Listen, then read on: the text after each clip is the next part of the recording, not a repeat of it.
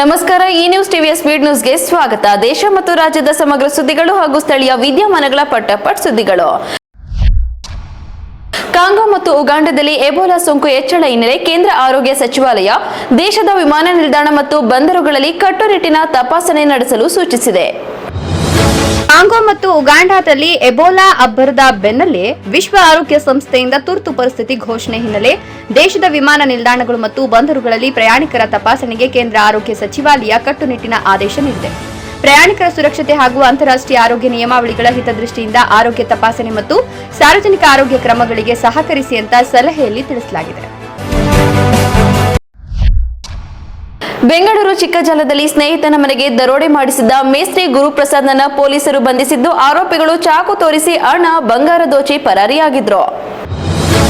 ಗೆಳೆಯನ ಮನೆಯಲ್ಲಿ ರಾಬರಿ ಮಾಡಿಸಿದ್ದ ಮೇಸ್ತ್ರಿಯೋರ್ವ ಬೆಂಗಳೂರಲ್ಲಿ ಪೊಲೀಸರ ಅತಿಥಿಯಾಗಿದ್ದಾನೆ. ಚಿಕ್ಕಜಾಲದ ಹುಣಸಮಾರನಹಳ್ಳಿಯಲ್ಲಿ ಘಟನೆ ನಡೆದಿದ್ದು, ಗುರುಪ್ರಸಾದ್ ಬಂಧಿತ ಆರೋಪಿ.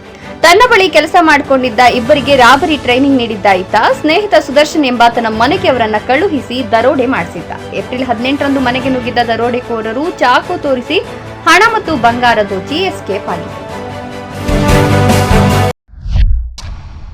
ಕಾಡಿನ ರಸ್ತೆಗೆ ಬಿದ್ದ ಮರ ತೆರವುಗೊಳಿಸಲು ಪ್ರಾಣಿಯೊಂದು ನೆರವಾದ ಅಪರೂಪದ ವಿಡಿಯೋವನ್ನ ಐಎಫ್ಎಸ್ ಅಧಿಕಾರಿ ಪ್ರವೀಣ್ ಕಸ್ವಾನ್ ಸಾಮಾಜಿಕ ಜಾಲತಾಣದಲ್ಲಿ ಹಂಚಿಕೊಂಡಿದ್ದಾರೆ. ಜಂಗಲ್ ಸಫಾರಿ ಅಥವಾ ಕಾಡಿನ ರಸ್ತೆಗಳು ಎಷ್ಟೇ ಸುರಕ್ಷಿತ ಅಂತ ನಾವು ಅಂದ್ಕೊಂಡ್ರು, ಕೆಲವೊಮ್ಮೆ ಪ್ರಾಣಿಗಳ ದಾಳಿ, ಇನ್ನು ಕೆಲವೊಮ್ಮೆ ಪ್ರಾಕೃತಿಕ ವಿಕೋಪಗಳಿಂದ ಮರಗಳು ರಸ್ತೆಗೆ ಅಡ್ಡಲಾಗಿ ಬೀಳೋದು ಸಾಮಾನ್ಯ. ಇವುಗಳ ನಿರ್ವಹಣೆಗೆ ಅರಣ್ಯ ಇಲಾಖೆ ಆಧುನಿಕ ಯಂತ್ರಗಳನ್ನು ಬಳಸಿದ್ರೂ ಕೆಲವೊಮ್ಮೆ ಪ್ರಾಣಿಗಳೇ ಪ್ರಕೃತಿಯ ಶ್ರೇಷ್ಠ ಸಹಾಯಕರಾಗ್ತವೆ. ಇತ್ತೀಚೆಗೆ ಇದಕ್ಕೆ ಸಾಕ್ಷಿಯಾದ ಅಪರೂಪದ ವಿಡಿಯೋವೊಂದನ್ನು ಐಎಫ್ಎಸ್ಎಸ್ ಅಧಿಕಾರಿ ಪ್ರವೀಣ್ ಕಸ್ವಾನ್ ಅವರು ಸಾಮಾಜಿಕ ಮಾಧ್ಯಮದಲ್ಲಿ ಹಂಚಿಕೊಂಡಿದ್ದಾರೆ. ಆಗ್ರಾ ಲಕ್ನೋ ಎಕ್ಸ್ಪ್ರೆಸ್ ವೇನಲ್ಲಿ ಟ್ಯಾಂಕರ್ಗೆ ಡಿಕ್ಕಿ ಹೊಡೆದ ಬಸ್ಗೆ ಬೆಂಕಿ ಹೊತ್ತಿಕೊಂಡು ಚಾಲಕ ಸೇರಿ ಇಬ್ಬರು ಸಜೀವ ದಹನವಾಗಿದ್ದು, 15ಕ್ಕೂ ಹೆಚ್ಚು ಮಂದಿ ಗಾಯಗೊಂಡಿದ್ದಾರೆ. ಲಕ್ನೋ ಎಕ್ಸ್ಪ್ರೆಸ್ ವೇನಲ್ಲಿ ಶುಕ್ರವಾರ ಬೆಳಗಿನ ಜಾವ ಬಸ್ ಒಂದು ಟ್ಯಾಂಕರ್ಗೆ ಡಿಕ್ಕಿ ಹೊಡೆದ ಪರಿಣಾಮ ಬೆಂಕಿ ಹೊತ್ತುಕೊಂಡಿದ್ದು, ಬಸ್ ಚಾಲಕ ಸೇರಿ ಇಬ್ಬರು ಸಜೀವ ದಹನವಾಗಿದ್ದಾರೆ. 15ಕ್ಕೂ ಅಧಿಕ ಮಂದಿ ಗಾಯಗೊಂಡಿದ್ದಾರೆ. ಇನ್ನು ಕಾನ್ಪುರದಿಂದ ಗುರುಗ್ರಾಮಕ್ಕೆ ಹೋಗ್ತಿದ್ದ ಖಾಸಗಿ ಡಬಲ್ ಡೆಕ್ಕರ್ ಬಸ್ ವಾಹನಕ್ಕೆ ಡಿಕ್ಕಿ ಹೊಡೆದ ಪರಿಣಾಮ ಬಸ್ಗೆ ತಕ್ಷಣವೇ ಬೆಂಕಿ ಹೊತ್ತುಕೊಂಡಿದ್ದು, ಪ್ರಯಾಣಿಕರಲ್ಲಿ ವ್ಯಾಪಕ ಭೀತಿ ಉಂಟಾಗಿದೆ. ಮಾಹಿತಿ ತಿಳಿದ ಕೂಡಲೇ ಪೊಲೀಸರು, ಅಗ್ನಿಶಾಮಕ ದಳ ಮತ್ತು ಪರಿಹಾರ ತಂಡಗಳು ಸ್ಥಳಕ್ಕೆ ಧಾವಿಸಿವೆ. ಬೆಂಕಿಯನ್ನು ನಿಯಂತ್ರಣಕ್ಕೆ ತರುವುದರ ಜೊತೆಗೆ ಪರಿಹಾರ ಮತ್ತು ರಕ್ಷಣಾ ಕಾರ್ಯಾಚರಣೆಗಳನ್ನು ಪ್ರಾರಂಭಿಸಲಾಯಿತು. ಇನ್ನು ಗಾಯಾಳುಗಳನ್ನು ವೈದ್ಯಕೀಯ ಚಿಕಿತ್ಸೆಗಾಗಿ ಆಂಬ್ಯುಲೆನ್ಸ್ ಮೂಲಕ ಫಿರೋಜಾಬಾದ್ ವೈದ್ಯಕೀಯ ಕಾಲೇಜು ಮತ್ತು ಸೈಫೈ ವೈದ್ಯಕೀಯ ಕಾಲೇಜಿಗೆ ಕಳಿಸಲಾಗಿದೆ.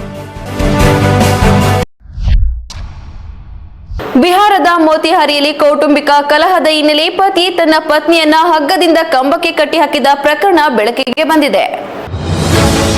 ಬಿಹಾರದ ಮೋತಿಹಾರಿಯಲ್ಲಿ ದಂಪತಿಯ ನಡುವಿನ ಕೌಟುಂಬಿಕ ಕಲಹವು ತಾರಕಕ್ಕೇರಿದ್ದು, ಪತಿ ತನ್ನ ಹೆಂಡತಿಯನ್ನ ಹಗ್ಗದಿಂದ ಕಟ್ಟಿ ಹಾಕಿದ್ದಾನೆ. ಪೊಲೀಸರು ಮತ್ತು ಆ ಮಹಿಳೆಯ ತಂದೆ ಸ್ಥಳಕ್ಕೆ ಬಂದಾಗ ಇಡೀ ಗ್ರಾಮವನ್ನೇ ದಿಗ್ಭ್ರಮೆಗೊಳಿಸುವ ಆಘಾತಕಾರಿ ಸಂಗತಿ ಬೆಳಕಿಗೆ ಬಂದಿದೆ.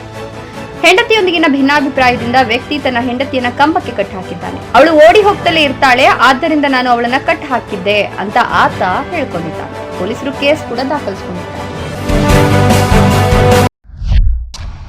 ಹೈದರಾಬಾದ್ನ ಕುಕತ್ಪಲ್ಲಿಯಲ್ಲಿ ನಿಯಂತ್ರಣ ತಪ್ಪಿದ ಎಲೆಕ್ಟ್ರಿಕ್ ಕಾರು ಹಲವು ವಾಹನಗಳಿಗೆ ಡಿಕ್ಕಿ ಹೊಡೆದು ಟಿಫನ್ ಸೆಂಟರ್ಗೆ ನುಗ್ಗಿದ ಘಟನೆ ಭಾರೀ ಸಂಚಲನ ಮೂಡಿಸಿದೆ. ಹೈದರಾಬಾದ್ನ ಕುಕತ್ಪಲ್ಲಿ ಪ್ರದೇಶದಲ್ಲಿ ವಿದ್ಯುತ್ ಚಾಲಿತ ಕಾರು ಭೀಕರ ಅಪಘಾತಕ್ಕೊಳಗಾಗಿದೆ. ವಿವೇಕಾನಂದ ನಗರದಲ್ಲಿ ನಡೆದ ಅಪಘಾತ ಭಾರೀ ಸಂಚಲನ ಮೂಡಿಸಿದೆ. ವೇಗವಾಗಿ ಬಂದ ಕಾರು ಇದ್ದಕ್ಕಿದ್ದಂತೆ ನಿಯಂತ್ರಣ ತಪ್ಪಿ ರಸ್ತೆಯಲ್ಲಿದ್ದ ಹಲವಾರು ವಾಹನಗಳಿಗೆ ಡಿಕ್ಕಿ ಹೊಡೆದಿದೆ. ಇನ್ನು ನಿಯಂತ್ರಣ ತಪ್ಪಿದ ಕಾರು ನಂತರ ನೇರವಾಗಿ ಟಿಫನ್ ಸೆಂಟರ್ಗೆ ಕೂಡ ಡಿಕ್ಕಿ ಹೊಡೆದಿದೆ. ಕರ್ನಾಟಕ ಸೇರಿ 10 ರಾಜ್ಯಗಳ 24 ರಾಜ್ಯಸಭಾ ಸ್ಥಾನಗಳಿಗೆ ಜೂನ್ 18ರಂದು ಚುನಾವಣೆ ನಡೆಯಲಿದ್ದು, ಚುನಾವಣಾ ಆಯೋಗ ದಿನಾಂಕ ಪ್ರಕಟಿಸಿದೆ. ಕೇಂದ್ರ ಚುನಾವಣಾ ಆಯೋಗವು ಕರ್ನಾಟಕ ಸೇರಿ 10 ರಾಜ್ಯಗಳ 24 ರಾಜ್ಯಸಭಾ ಸ್ಥಾನಗಳಿಗೆ ಚುನಾವಣಾ ದಿನಾಂಕ ಘೋಷಣೆ ಮಾಡಿದೆ. ಜೂನ್ 18ರಂದು ರಾಜ್ಯಸಭಾ ಚುನಾವಣೆ ನಡೆಯಲಿದೆ. ಕರ್ನಾಟಕದ 4 ಸ್ಥಾನ ಸೇರಿ ಒಟ್ಟು 24 ಸ್ಥಾನಗಳಿಗೆ ಚುನಾವಣೆ ನಡೆಯಲಿದೆ. ಕಾಂಗ್ರೆಸ್ ಅಧ್ಯಕ್ಷ ಮಲ್ಲಿಕಾರ್ಜುನ್ ಖರ್ಗೆ ಮತ್ತು ಕರ್ನಾಟಕದಿಂದ ಮಾಜಿ ಪ್ರಧಾನಿ ಎಚ್.ಡಿ. ದೇವೇಗೌಡ ಸೇರಿದಂತೆ ಹಾಲಿ ಶಾಸಕರ ಅವಧಿ ಪೂರ್ಣಗೊಂಡ ನಂತರ ಜೂನ್ ಮತ್ತು ಜುಲೈನಲ್ಲಿ 24 ಸ್ಥಾನಗಳು ತೆರವಾಗಿವೆ. ಕನ್ನಡ ಹೋರಾಟಗಾರರು, ರೈತರು ಹಾಗೂ ದಲಿತ ಸಂಘಟನೆಗಳ ವಿರುದ್ಧ ದಾಖಲಾಗಿದ್ದ 52 ಕ್ರಿಮಿನಲ್ ಪ್ರಕರಣಗಳನ್ನು ಹಿಂಪಡೆಯಲು ರಾಜ್ಯ ಸಚಿವ ಸಂಪುಟ ತೀರ್ಮಾನಿಸಿದೆ.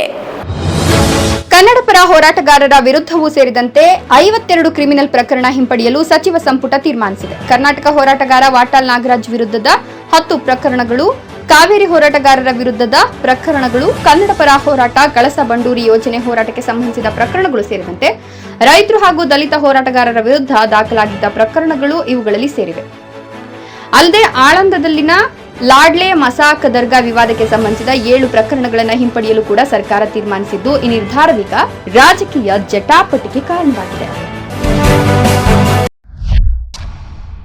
ಬೆಂಗಳೂರು ಸೇರಿದಂತೆ ಹಲವು ಜಿಲ್ಲೆಗಳಲ್ಲಿ ಭಾರೀ ಮಳೆಯಿಂದ ಮನೆಗಳಿಗೆ ನೀರು ನುಗ್ಗಿ ಮರಗಳು ಧರೆಗುರುಳಿದ್ದು ಇನ್ನು 3 ದಿನ ಮಳೆ ಮುಂದುವರಿಯಲಿದೆ ಎಂದು ಹವಾಮಾನ ಇಲಾಖೆ ತಿಳಿಸಿದೆ.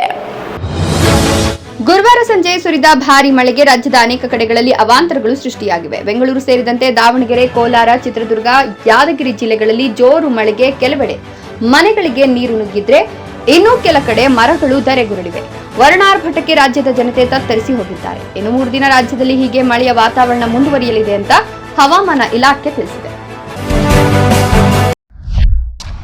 ಉತ್ತರಾಖಂಡ್ನ ಕತಿಮಾದಲ್ಲಿ ರಸ್ತೆ ದಾಟುತ್ತಿದ್ದ ಆನೆಗೆ ಸ್ಕೂಟರ್ ಡಿಕ್ಕಿ ಹೊಡೆದ ಪರಿಣಾಮ ಆನೆಯ ದಂತ ಮುರಿದು ಬಿದ್ದಿದ್ದು ಗಾಯಗೊಂಡ ಆನೆ ಕಾಡಿನೊಳಗೆ ಓಡಿ ಹೋಗಿದೆ. ಹೆದ್ದಾರಿಯಲ್ಲಿ ಚಲಿಸುವಾಗ ಮುಂದೆ ಬರುವ ವಾಹನಗಳಿಗೆ ಅಥವಾ ಸಣ್ಣ ಪುಟ್ಟ ನಾಯಿ, ಬೆಕ್ಕು, ದನಗಳಿಗೆ ಡಿಕ್ಕಿ ಹೊಡೆದಿರುವ ಸುದ್ದಿಗಳನ್ನು ಕೇಳಿರಬಹುದು.